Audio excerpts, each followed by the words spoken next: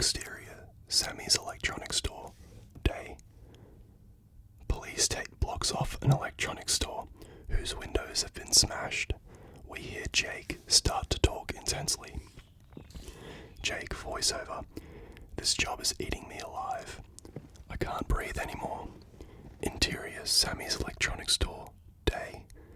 We start close on Detective Jake Peralta, Andy Samberg.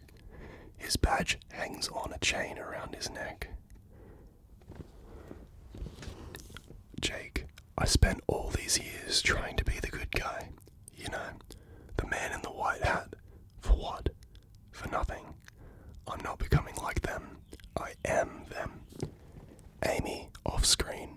What are you doing, weirdo? Reveal, Jake was speaking into a video camera that is attached to 10 TV monitors around the store, all filled with his image. Detective Amy Santiago, 30, cute, extremely competitive, watches, annoyed. All around them, uniformed cops and crime technicians dust for prints and catalogue the crime scene. Jake, I'm doing the best speech from Donnie Brasco. Actually, he points to the monitors. 15 of me are doing the best speech from Donnie Brasco. To his own images. Hello, you handsome devils. Amy, keep goofing around. It'll give me extra time to solve this case before you. Reading from the notepad. Low-end electronics store. Mostly sells knockoffs. Cheap crap. Ahmed, the store owner, pipes up. Quality stuff. Family store. Amy, and a shocking number of sex toys. Reveal a vibrating bin of pixelated sex toys. Jake, never enough sex toys. Ahmed, yes, this is what customers say. Jake's eyes light up as he sees a karaoke machine. Amy, I need a list of all your employees, whoever has access to the store. Music starts from the karaoke machine, and Jake starts singing to Bump and Grind by R. Kelly. I don't see nothing wrong with a little bump and grind. Dude, seriously, Amy says. I know. Not my first choice either, but it's like stuck. Are there any other songs, Ahmed? No, it's broken. You want it. 150 for you. Works perfect. Jake, you literally just said it was broken, singing to Bump and Grind. I think it's robbery was a little smash and grab. It was a smash and grab. Amy stops the music. Amy, really, Beaver? Because I think it was an inside job. Prove me wrong. Jake puts the mic down and begins explaining his reasoning. He knows what he's talking about. As he mentions clues, we zoom in on one of them.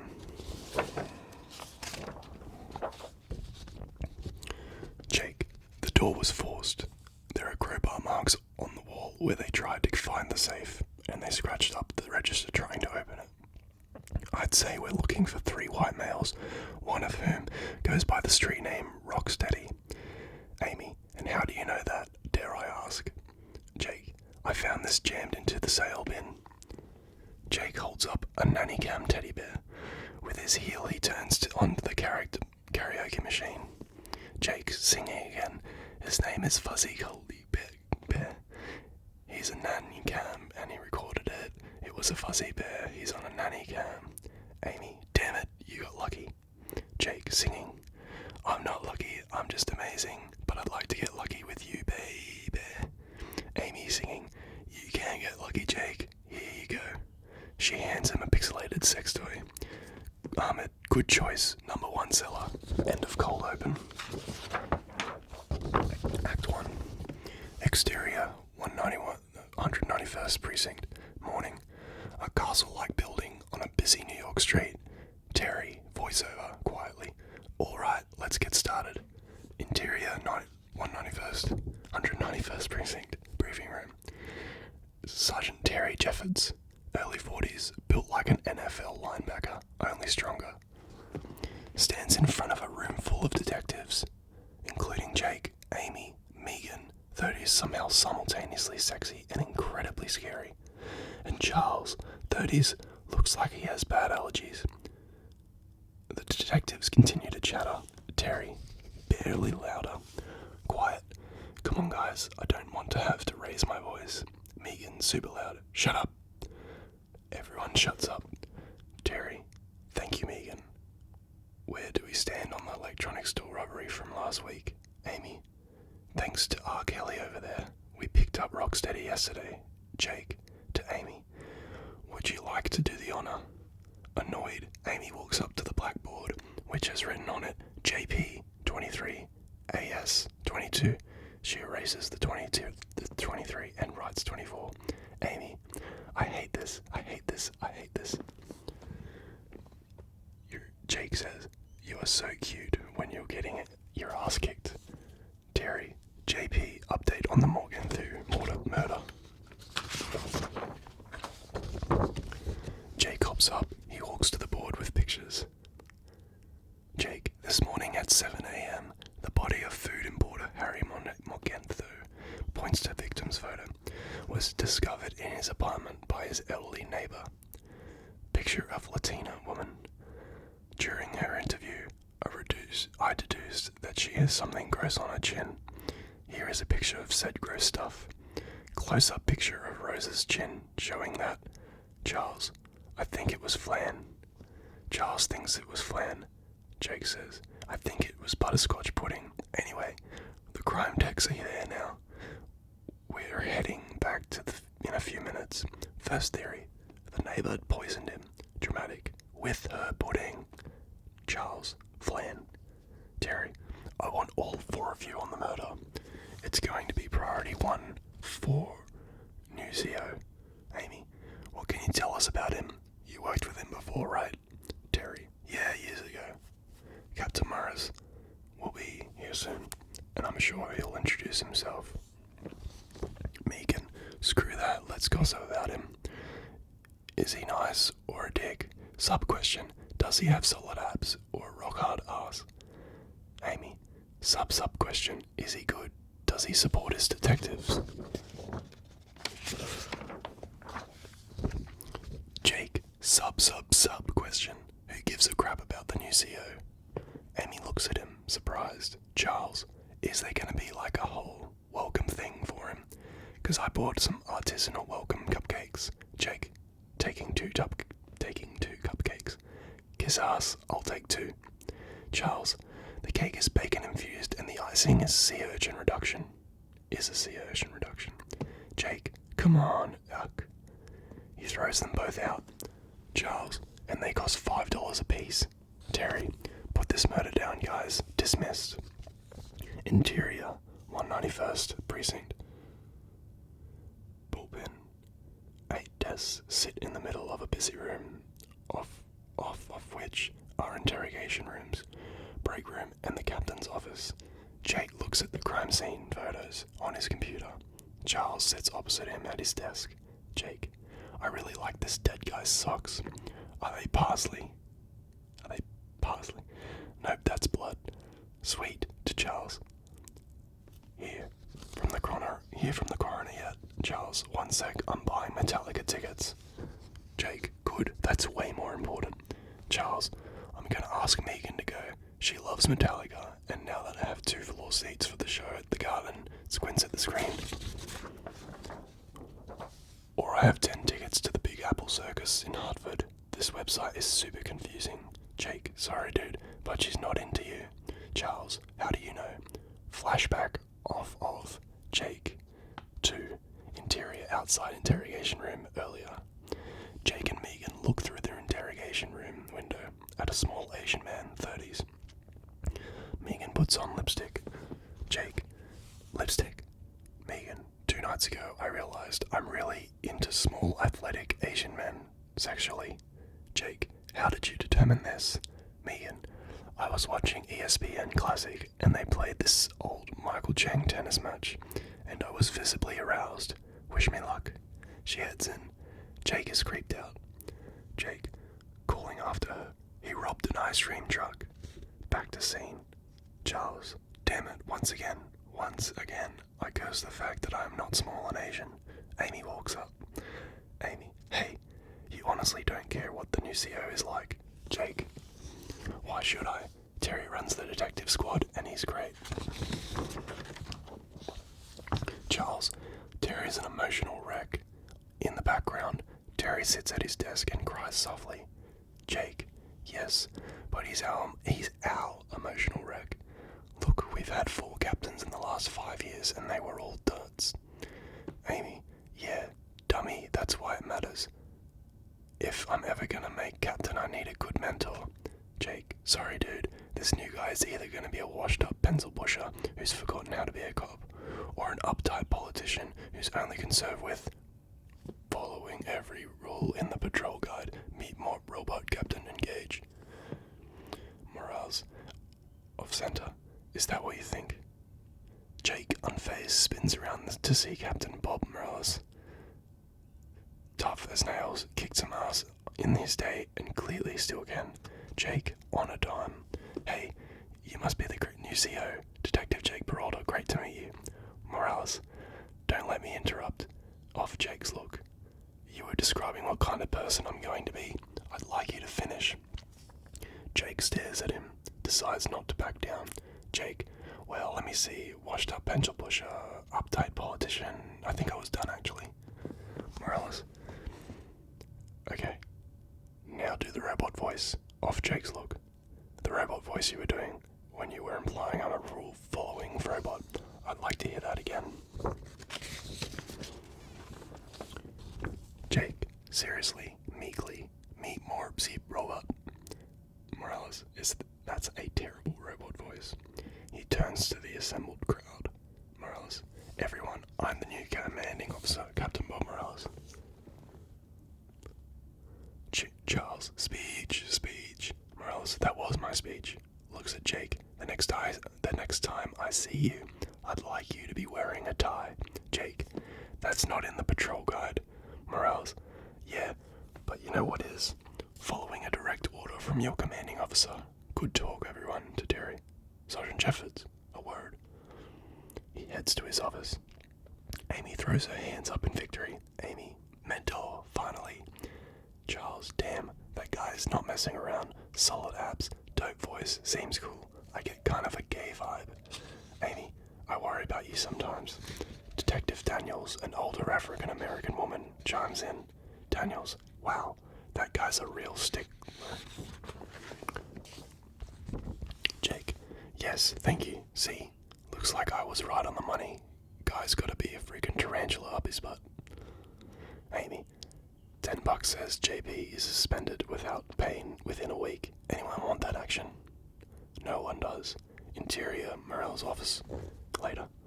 The floor is covered in unpacked boxes. Morales sits. I hope I'm saying that right. Morales sits at his desk and looks at a clipboard. Terry stands. Morales, Sergeant, you were in the 18th with me, though you were significantly, Terry, fatter, sir. They call me Terry Titties because I had large Morales titties. Yes, I remember. I never liked that nickname, though it was accurate.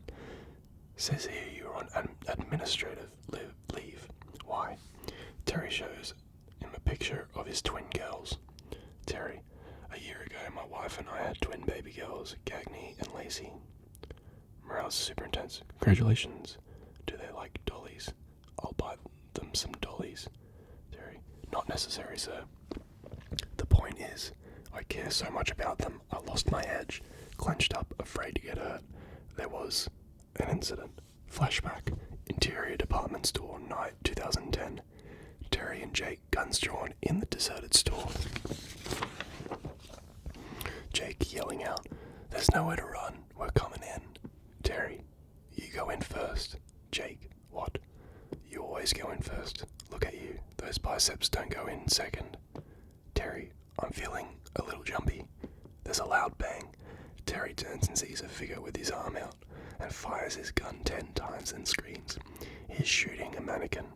He and Jake look at it in pieces on the ground. Jake, I think he's dead. Back to scene. Terry, shaky. He was holding a tennis racket. It's been a year and I haven't.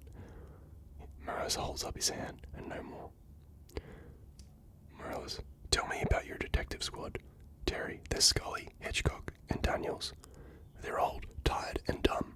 Not always in that order. B-roll. A middle-aged chubby guy with a huge moustache, a tall, thin 60-year-old with a moustache, and Daniels. Morales, okay, Terry. Then there's the good ones. Megan Mallory, tough, opinionated, unpredictable, and scary as hell. Interior bullpen flashback. Surrounded by detectives, Megan pulls a present out of the pile of presents. She opens it and takes out a nice sweater that looks exactly like the one she's wearing. Megan, are you serious? This is the ugliest thing I've ever seen. I'm insulted that any of you think I'd ever wear this. You know what? This is over. Everyone take your presents back. She walks off, past Amy, who is holding a birthday cake with lit candles. Everyone stares for a beat. Back to scene. Terry gestures through the window to Charles, making pour over coffee.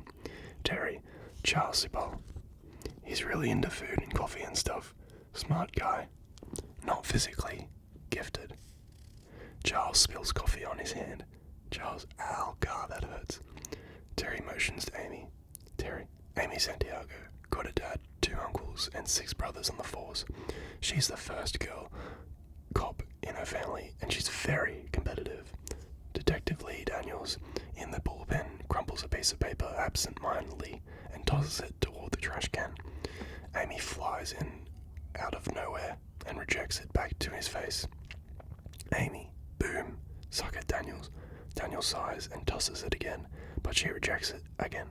Amy, $50 if you can score on me. Daniels, sad. I just want to throw this away. In Morel's office, he watches this approvingly. Terry, she and Peralta have a bet going over who gets the most collars for the year. They won't say what they're betting, but it's clearly something big. Not sure I approve of that. Morel says, Terry, I'd let it go, sir. Ever since the bet, their numbers have gone way up. Morales, tell me about Peralta. Good detective, but he's a wise ass. Could use some discipline. Through the window, we see Jake breakdance for 2 hookers. Morales, they finally gave me my shot. Terry, I'm going to do my damnedest to make this the best precinct in New York City. I need your help. Terry, absolutely, sir. Where do we start? Morales looks at Jake, still flirting with the prostitutes. Jake, you ladies take care. I caught a murderer this morning. Pretty dangerous stuff. Gotta go solve it. Keep the city safe. Kind of a hero, no big deal. Detective Peralta asks for me by name. He winks at them and walks off. Morales, we start with him. End of Act 1.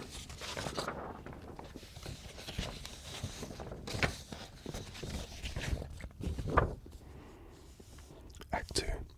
Exterior apartment building. Later. A typical loft-style New York apartment building. Interior apartment. Moments later. Amy, Megan, and Charles look at the crime scene. A few uniformed cops are also there. Jake enters. Jake. Okay guys, enough messing around. We're gonna find this guy, and then we're gonna buy ourselves new ties. Amy. Neighbor found the body in the kitchen. I've got blood splatter, broken glass, and some muddy red footprints. Jake. Good work, Santiago. You get a tie. My theory. The perp broke in and started stealing ties when one gun thief surprised him, so he shot him right in the tie. Megan. The perp actually took a plasma TV, some jewelry, and a $6,500. No idea how to pronounce it. Jarman Iberico.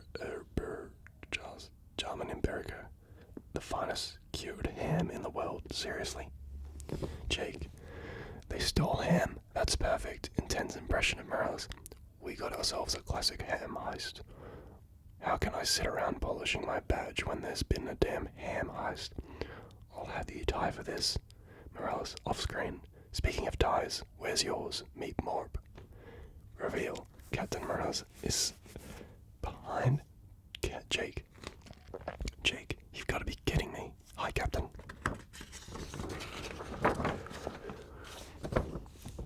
Hello, detectives. Funny. I'm sure I told you to wear a tie, so why aren't you wearing a tie? Jake, I am. See, it's holding up my pants. He lifts up his shirt and reveals the tie is actually his belt. Morales is not amused. Morales, police detective. They step into the bedroom, elsewhere in the apartment. Charles sidles up to Meghan. Charles, hey Meghan, this is weird. It's a weird coincidence. The victim has a ton of Metallica on his iPod, and you and I both love Metallica, and they're playing the Garden this weekend. You want to try and go? Meghan, they're charging like $150 a ticket. Only a moron would pay that much. Charles, miserable. Yes, I agree. Meghan, I'm not into watching music live. I'd much rather curl up and see an old movie. Charles, me too. Like Citizen Kane. Meghan, I said an old movie, not a terrible movie. She walks away. Charles, confused. It's every critic's favourite movie.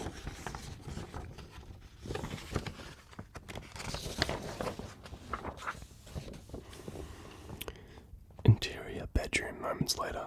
Captain Merrill's and Jake square off. Merrill's, I feel as though we've gotten off on the wrong foot. Jake, well, no offense, but I wish you'd just let me do my job. I've been in this precinct for 6 years. Kinda know what I'm doing here. Merrill's, oh yeah, seen some crazy stuff, huh? Off Jake's look. Interior midtown apartment night. Jake points his gun tensely in one direction, then another. Jake, put your guns down, both of you. Reveal a Mexican standoff between a Hasidic Jew and a woman dressed like a mermaid. Jake continuing. Don't make me say it again, mermaid. Back to the scene. Morales, I want this precinct to have the highest clearance rate in Brooklyn. We're going to start solving more cases, and then we're going to do it right. You and Santiago hit up the bars, hit up the neighbors. Jake, door duty. Morales, Mallory and Shill will check in with the coroner. Report back to me with anything relevant. And when you do, wear a tie around your neck. Is that clear? Jake, yes sir. Morales and Jake walk out. Morales heads for the door. Jake, to Meghan and Charles, I think he likes me. Morales, off screen, I don't. Interior hallway, later. Jake and Amy walk down the hallway of the building. Jake, has anyone ever in the history of police solved a crime by knocking on the neighbors' doors? Amy, first of all, yes, many times. But more importantly, my dad met my mum doing door duty in Queens. Flashback, interior hallway in Queens, 1972. Two 1970s cops knock on an apartment door. Amy's dad. Police open the door. The door opens to reveal a beautiful Mexican woman. Amy's mum. Hola, senor. Down the hall, two thugs pop out and shoot at the cops. Amy's father's partner turns and fires back, but her parents stare at each other and smile. Amy's dead. Hola, senorita. The gunfire continues as they smile at each other. Back to scene. They arrive at a door. Amy, the future Mr. Santiago could be behind this door. I'm getting a hot dude vibe. Jake, yeah, I'm getting a cat urine aroma. Amy, $20, it's an eligible bachelor. They shake, she knocks. Police, open up please. An 82-year-old man wearing a stained bathrobe and hooked up to an oxygen machine answers the door. Old man yelling, what? Who's with the knocking? Jake, delighted. Hello sir, my name is Detective Right All the Time, and this is my partner, Detective Terrible Detective. Amy, are you crazy? I totally won this bet. To the man, do you work out? You look good. Old man, speak louder, I'm 97. Amy, sir, we were wondering if you heard anything last night. Jake, which is not possible. Amy, but also, can I ask, are you married? Jake, I'm not paying you. Old man, my liver is broken. Jump cut. At another door, they talk to Edna, 50s. Amy, did you hear any loud bangs or gunshots? Edna, I usually take a trazodone pill to help my sleep. And then another pill, and then some wine and 3 more pills. And then wine and pills. By 6 o'clock, I'm out like a light.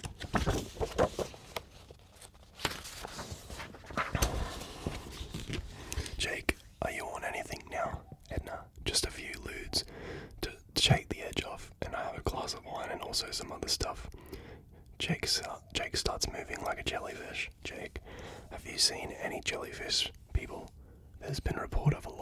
British people in the area. Jump cut. They talk to you, a man with indecipherable foreign accent. Jake, what is your name? Yoop.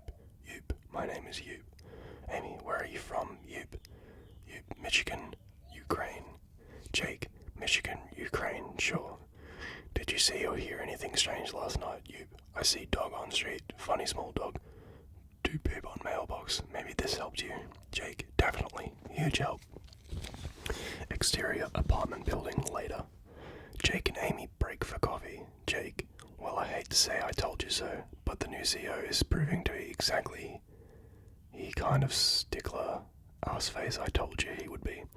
I'm done knocking on doors.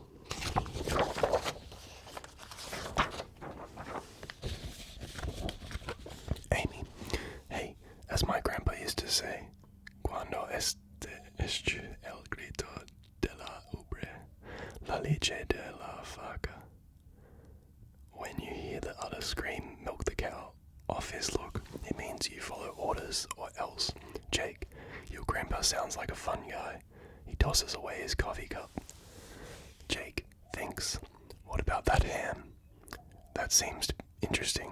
Let's look into that. Amy, no, the CEO gave us a direct order. But you go ahead if you want. It'll give me a head start on solving this puppy. Jake, you wish. Oh, and here, in case you see oxygen tank man again. He tosses her a condom and heads off. Amy, I'm not unattracted to him, and he wasn't married, so technically, I won the bet. Interior police precinct, Jake's desk, later. Charles feeds Jake and Meghan various cured meats. Charles, your basic deli has 2 prosciutto variants. Laughing, jamon iberico is not one of them. Let's learn about what makes it so amazing. Try this. What do you taste? They all eat prosciutto shavings on a plate. Jake and Meghan, ham. Charles, good. That's your basic Indiana corn-fed pig. Now try this. What do you taste? Jake and Meghan, ham. Yes, but this pig was fed saffron and barley. Can't you taste that? Jake, I don't know, man. I'm not like a foodie or whatever. All I eat is pasta and crunchy rainbow sandwiches. Off their looks. White bread with Fruit Loops and mayo. Meghan, don't take this the wrong way, but were you the victim of child abuse? Jake, my dad bolted when I was 5. My mum worked, so I made myself dinner a lot. Whatever. Crunchy rainbow sammies are delicious. Charles, well, this neighborhood is a foodie paradise. There's better Albanian food here than in Albania. Jake thinks, twisting a ring on his right ring finger.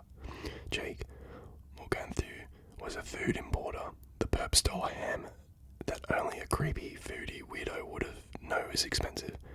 Charles, creepy seems excessive. Jake, maybe he tried to sell that ham to the wrong person. Where would a creepy foodie weirdo buy such a high-end ham? Charles, there's only a few that would sell that level of jamon iberico light bulb. One is like 3 blocks from the crime scene. Jake, boom, let's hit it. Meghan, you gotta brief the CO and wear a tie. Jake sighs. Jake, such a waste of time. Interior, Morale's office, moments later. Morales is at his desk. Cameron walks in behind Jake. Jake, hey Captain. So we were reviewing the stolen merchandise and I think we found something. Morales looks up and stares at Jake. We can't tell why. Morales, do you have a good explanation for what I'm looking at right now? Reveal that Jake is wearing a tie around his neck, but no shirt, just his suit jacket. Jake, slapping his belly. Yeah, I know. I haven't hit the gym in a while. The ladies don't seem to mind. Morales walks over slowly. Morales, you've clearly gotten pretty far in life by wising off. That ends now. Jake, I just don't think that wearing a tie will make me a better detective. Morales, I believe it will. And my opinion is the only one that counts. So, Stern, you're going to wear a tie and a shirt every day that you work for me. Do you need to write that down for you?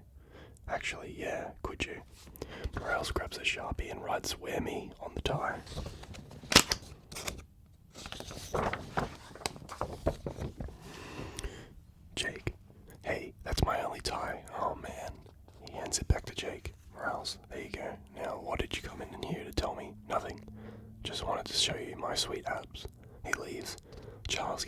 photos with him.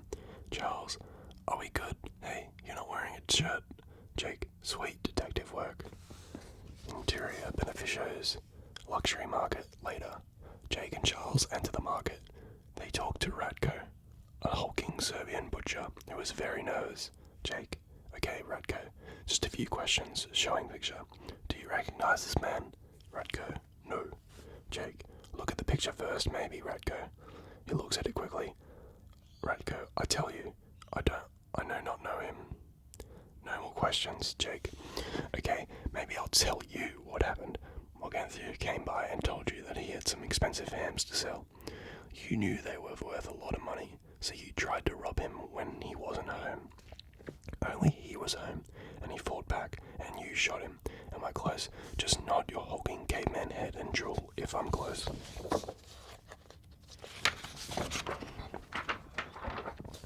Radko pushes over a display of Italian tuna and runs.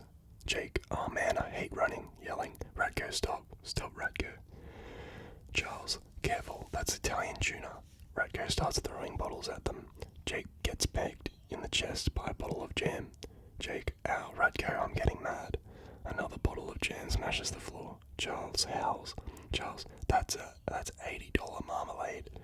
Jake draws his gun and Charles goes to taste it. Jake, stop tasting it, I'll flush him out, you cut him off. Jake sneaks down the aisle with gun drawn. Radko off screen. I not mean to kill, it's not my fault. Jake, okay, I believe you, be cool. As soon as he gets to the end of the aisle, a giant leg of lamb crushes down on his arm, causing him to drop his gun. Radko pushes him into a display of olives and takes off. Jake, he's coming toward you. Charles off screen. I know. We see that Radko is smashing Charles' head into a vat of potato salad. Jake rounds the corner. Radko pushes Charles into Jake and they both fall down. Radko runs off.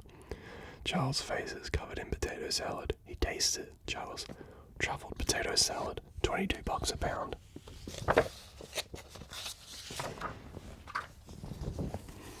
Interior bullpen later. Jake and Charles walk in, exhausted, covered in food. They sit down. Terry, what the hell happened? Amy, you've got something on your face. Jake wipes it off. That's Black Forest tapenade. Charles, oh. He wipes off some of Jake's face and eats it. Morales walks in. Morales, where have you been? And why are you eating food off Peralta's face? Jake, well, Captain, good news is we found the murderer. Shows picture. Radko Solvich, an Albanian butcher. He was trying to steal Montague's ham. Things got out of hand. He shot him. Morales, I assume there's bad news. Jake, Charles and I may have allowed Radko to escape, and in the course of getting away, Radko mortally wounded my tie. Holds up the rib tie. It's dead, sir. Morales, you're off this case. In fact, you're off the street, effective immediately. Jake, weird noise. What? Charles, you just made a really weird noise. End of Act 2.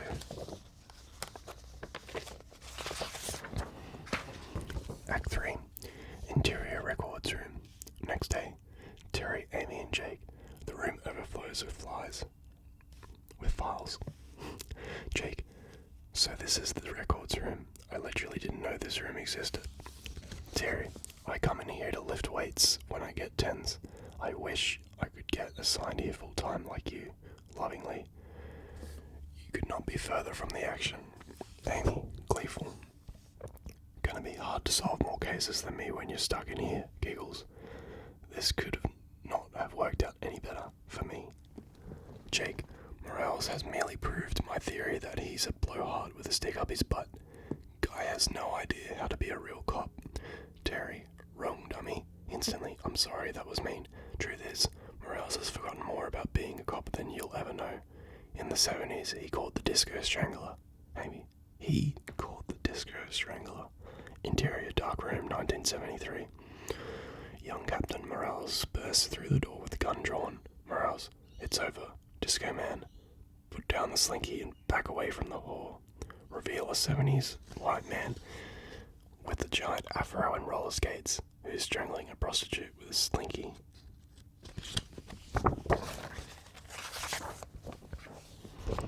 Back to scene. Jake looks impressed. Terry, the man is natural police. If he tells you to do something, even this, you should listen to him. Amy, hey, before I leave you to your dusty files, I want to apologize. I should have come with you to the deli. Jake, I didn't invite you. Amy, el día de spy no invita al del solo es presente. The toe doesn't invite the heel, it just comes along. My grandpa. Jake, did he have a mental disorder of some type? Amy, I feel bad and I'm sorry. I got you something. She hands him a box of containing a nice tie. Jake, a tie? You're taking his side on this? You traitor. Amy, I wanted you to look good while I was out winning our bet. Have fun with your files. She and Terry exit. Jake, calling after them. Well, have fun with your tie wearing. He tries to slam the door and it hits a pile of files. Jake, slam. That was a slam. Interior bullpen later. Charles talks to Meghan. Charles, hey, so there's an old movie festival at the film forum. If we get out early, you want to go? Meghan shrugs. Sure. Charles, shocked. Cool. Awesome. There's a bunch of movie options, so I'll send you those options and you can pick an option. Meghan, you just pick. She walks off. Charles, great. That's not at all terrifying. Interior records room later. Jake sits at the desk, working, wearing the tie Amy gave him. The room is cleaner. Morales enters. Morales. I have to say I'm impressed, and I like the necktie. Don't you feel more professional? I gotta say, this is Jake. I gotta say, I was skeptical, but it really does make a difference. Also, filing stuff is interesting. Do you know chronological, alphabetical? Do you just put them on the shelves totally randomly so they look organized, but are really completely out of order? Morales, is that what you did? Jake, at first, yes. But then I started looking at them.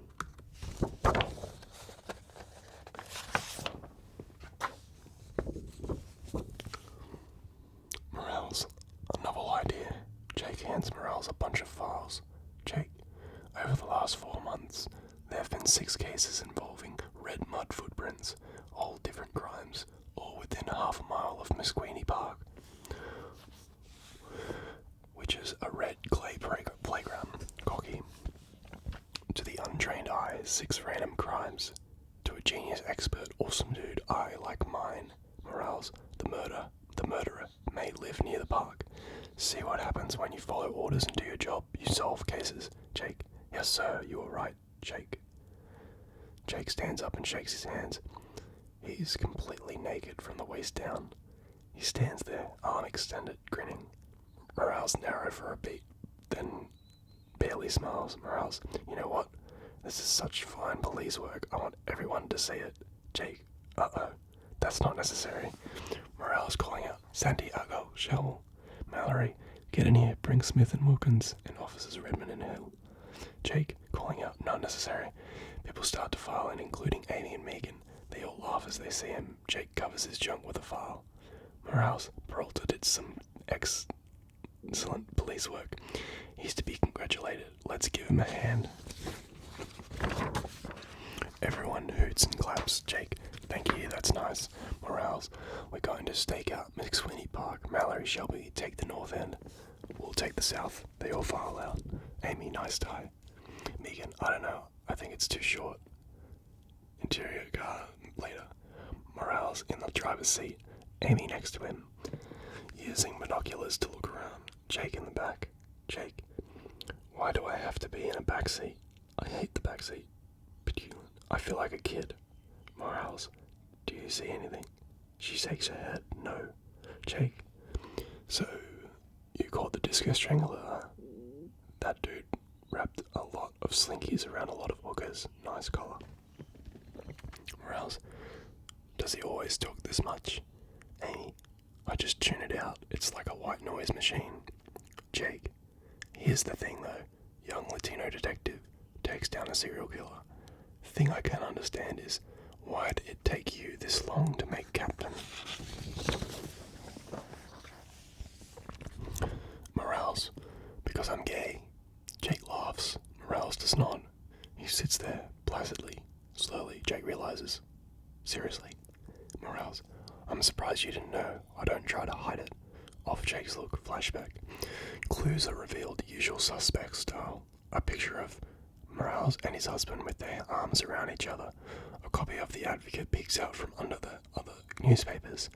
A framed newspaper with the headline, Gay Captain Appointed, and a picture of Morales, Meghan in slow-mo saying, I get a gay vibe. Back to scene, Jake. Damn, I am not a good detective. Interior, Charles' car, continuous. Charles and Meghan sit in their car. Meghan, so what movie did you get tickets to? Charles, well, just to be safe, I bought tickets to all of them. Meghan, irked, just to be safe, what does that mean? Charles, I don't know, I didn't want to mess it up, because you're really opinionated. Meghan, you think I'm opinionated? Okay, here's an opinion for you. In my opinion, you're a bad judge of character, and your sweater is ugly.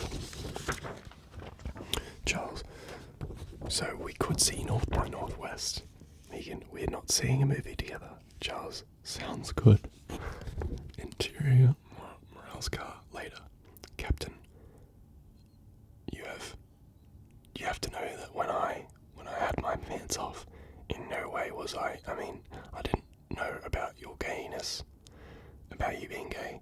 Morales, I figured as much. Amy, when did you come out? Morales, 1986. Turns out the NYPD was not ready for an openly gay detective. I was held down for 30 years. Had to wait for the old guard to die off.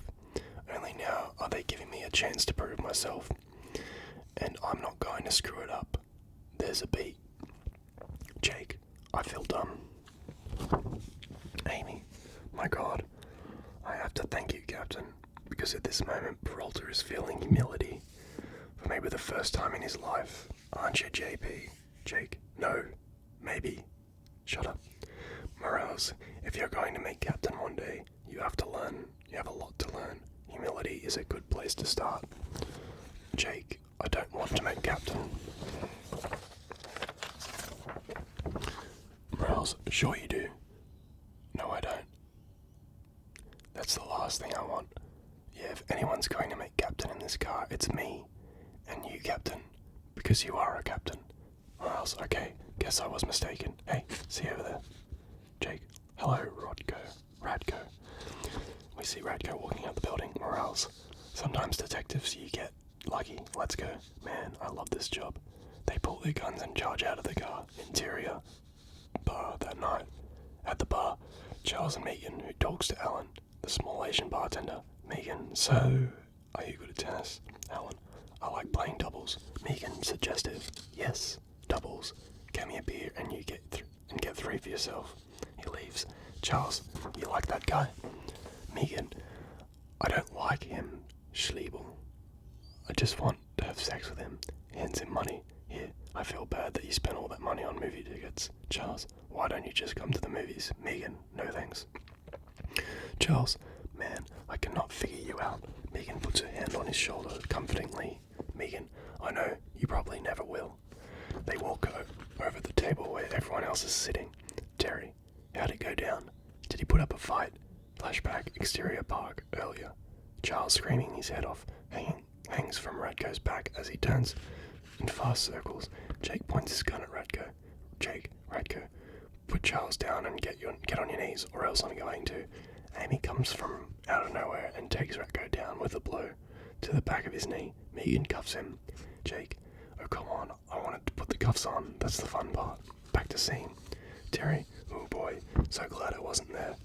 I think he would have handled things just fine. Terry smiles weakly. Or else, I'd like to say something. Every cop is different. Every precinct is different. But I run the 191st. Now, I'm not going to run things my way. I'm going to run things my way. You want to work for me? You grind it. Get cases, work cases, solve cases the right way. Raises the glass to the detectives of the 191st precinct. Jake. And to Captain Morales, best detective. Jake Peralta. Charles, here. Everyone else, boo. Morales looks at Jake, who raises his glass. Morales smiles slowly, and we pull back and end of Act 3. Tag. Interior Morale's office. Next morning. Jake at the board next to the JPAS chart. Jake. Sure, you cuffed him, but I solved the case. It goes in my column. Amy, fine, I'll give you 3/4, and I get 1/4. She adds 0.75 to his number, and I just picked up a dunker. Gonna polish it off in an hour. I'm on your heels, JB. Charles, what did you guys bet on this? Tell me. Amy, don't worry about it. Morales walks in. Jake hands him some papers. Jake, finish my report, Captain, but why read it when you can hear it? He presses play on the karaoke machine. Bump and Grind starts playing again. Morales, that's no karaoke. There's no karaoke in my precinct. Jake, it was a burglary and a homicide. A guy was all shot up. Morales, this isn't the way it's gonna be done with us, isn't it? It's gonna be with us, isn't it? Jake, yeah, afraid so. Sings, it was a burglary and a homicide. End of Act 3. And that's it.